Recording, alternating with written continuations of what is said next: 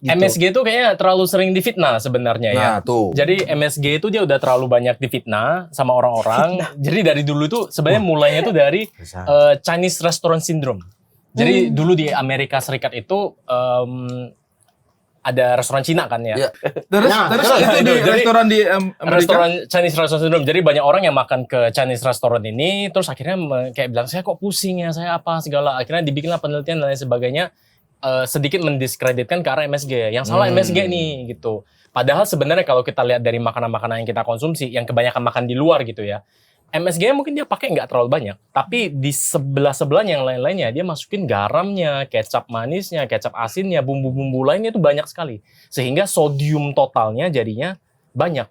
Belum lagi digoreng-goreng, makanannya lemak jenuhnya juga lebih tinggi, nggak seimbang, proteinnya hampir nggak ada, karbonya yang lebih banyak. Nah kayak gitu itu akhirnya bikin sakit, tapi yang disalahin cuma sih MSG-nya aja. Jadi itu yang kayaknya berakar akhirnya ya sampai sekarang. Gitu. MSG aman kok sebenarnya. Jadi kalau misalnya kita lihat dari WHO, kita lihat dari Indonesia juga semuanya ya, itu aman sebenarnya bisa dikonsumsi. Kalau nggak mungkin dijual juga kan sebenarnya kan. Jadi halal semuanya juga bisa. Pembuatannya itu sebenarnya dari proses fermentasi aja. Jadi secara natural MSG itu namanya kan monosodium glutamat. Benar. Monosodium. Mono itu berarti satu sodium, jadi ada satu gugus sodium dengan glutamat. Glutamat itu asam amino. Asam amino itu protein paling kecilnya. Nah, jadi glutamat itu sendiri sebenarnya ada di banyak makanan, di tomat ada, di keju juga ada, di air susu ibu bahkan ada juga.